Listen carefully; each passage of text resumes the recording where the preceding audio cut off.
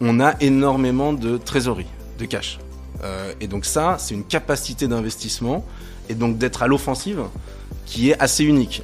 L'exemple est simple, c'est aujourd'hui on doit avoir à peu près 200 millions d'euros de trésorerie sur nos comptes. D'être réactif. Ouais, sur nos comptes uniquement Immorente. Et vraiment, elle est mobilisable du jour au lendemain. Alors l'idée de la granularité, c'est pas un gros mot, c'est pour dire que quand vous avez 10 actifs que vous avez achetés, plutôt qu'un seul, avec un seul locataire, quand il y en a un qui va pas bien, il y en a 9 qui vont bien et qui tiennent le bateau à flot. Et donc c'est ça vraiment qu'on essaye de jouer, c'est-à-dire c'est cet équilibre-là. C'est de la diversification aussi. C'est de la diversification, c'est de la mutualisation, c'est statistique presque. Celui en 2017-2018, il y avait du commerce bashing avec le e-commerce qui montait énormément et on disait que le commerce physique allait mourir. En fait, pas vraiment. Bonjour à vous qui nous regardez. Dans cette vidéo, on va faire un point sur la SCPI Immorente avec Louis-Frédéric Toiti. Bonjour. Bonjour. Vous êtes gérant chez Sofidy, donc Immorente. Comment la présenter en quelques mots? Bonjour, merci. Immorente, c'est en quelques mots la SCPI historique du groupe. C'est une des principales SCPI du marché aujourd'hui avec plus de 4 milliards de capitalisation, donc c'est très gros. Et si je devais prendre quelques mots pour la décrire, je dirais que c'est une SCPI très granulaire. Qui est assez irréplicable aujourd'hui. On a plus de 1000 actifs. Beaucoup de biens. Plus de 1000 actifs dans le portefeuille, donc c'est énorme. Ça a été vraiment construit au fur et à mesure des années. Ça fait 35 ans que ça existe, donc c'est grossi depuis tout ce temps.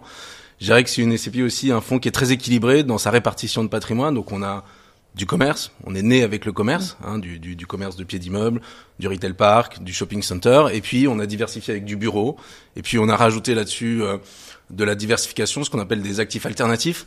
Donc ça peut être des campings, ça peut être des cinémas, ça peut être de l'hôtellerie, ça peut être du co-living, de la logistique évidemment. Donc tout ça, c'était regroupé au sein de ce fonds et ça en fait vraiment un fonds relativement unique. Et peut-être dernier point. Mais justement, pourquoi c'est unique par rapport au marché? Parce que les marchés, les autres ne font pas aussi diversifiés, aussi gros? Alors, il existe quelques très gros fonds aussi historiques, alors déjà qui n'ont pas 35 ans d'existence et c'est important, on pourra y revenir pourquoi l'antériorité quand même c'est un atout aujourd'hui. Mais donc il existe quelques fonds, pas beaucoup, à peu près une demi-dizaine, qui font à peu près cette taille-là. Le problème c'est que souvent ces fonds-là, c'est des fonds très spécialisés sur des classes d'actifs type, et donc c'est des SCPI thématiques, en général bureau. Et donc c'est ça vraiment qu'on essaye de jouer, c'est-à-dire c'est cet équilibre-là. C'est de la diversification aussi. C'est de la diversification, c'est de la mutualisation, c'est statistique presque. Donc c'est hyper intéressant d'avoir ça. C'est qu'un jour ou l'autre, dans la vie d'un actif immobilier, d'un locataire, un actif immobilier, ça sort du revenu locatif. Et sa vie, ça bouge. Ça bouge, parfois ça s'arrête, parfois il faut remettre des travaux, il faut valoriser son actif, il faut changer l'usage. Et donc entre deux locataires, effectivement, il faut investir un petit peu et retrouver un locataire. Et donc on a une interruption de flux. Et l'idée, c'est que quand on s'occupe d'un actif, on en a 9 autres qui marchent bien. C'est ça l'idée de la granularité. Et puis après, ça a d'autres vertus qui sont hyper intéressantes. Moi, j'aime beaucoup dire que ça apporte aussi de la liquidité.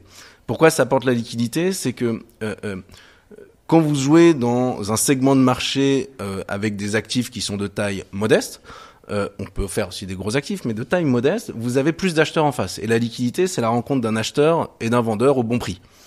Et donc aujourd'hui, il se trouve que le cycle, la caractéristique du bas de cycle qu'on est en train de voir, c'est la hausse des taux, alors qui commence à baisser, ça c'est une bonne chose, mais moins de liquidité dans le marché, donc moins d'acheteurs. Et donc en fait, il faut trouver des segments de marché où il y a des acheteurs pour pouvoir vendre et garder cette liquidité, parce qu'un bon investissement, c'est du rendement et une liquidité, donc pouvoir en sortir un jour ou l'autre, réaliser sa plus-value. Et donc, vous avez en face de vous, quand vous êtes dans ce segment-là, quand vous avez de la granularité, vous avez en face de vous des acheteurs qui peuvent être des particuliers, des gros particuliers bien sûr, des marchands de biens, des plus petits fonds, des opérateurs, des locataires parfois qui achètent leur propre mur pour plein de raisons de valorisation que parfois nous on n'a pas en tant que propriétaire institutionnel. Et donc ça rajoute une deuxième corde à son arc et donc ça rajoute de la liquidité. Donc c'est ça les différentes vertus vraiment de cette granularité. Et c'est pour ça qu'on en parle énormément entre la mutualisation, la diversification et la liquidité que ça peut apporter. Et donc d'être à l'offensive, qui est assez unique. L'exemple est simple, c'est aujourd'hui on doit avoir à peu près 200 millions d'euros de trésorerie sur D'être réactif. Sur nos comptes uniquement Immorente. Et vraiment, elle est mobilisable du jour au lendemain. Et donc ça nous permet de proposer des options de liquidité pour des vendeurs et donc d'aller attraper des bonnes décotes à l'acquisition et d'avoir des très bons points d'entrée. L'immobilier, c'est avant tout des points d'entrée en bas de cycle et des points de sortie en haut de cycle. Ok, donc l'idée c'est d'arriver à se placer le long de ce cycle et quand on est en bas, d'être en position d'être offensif. Et donc aujourd'hui on est en position d'être offensif. On l'a fait en 2024. On continue de le faire en 2025. Et donc aujourd'hui on a pas mal d'opportunités sur lesquelles on est en train de discuter avec des vendeurs.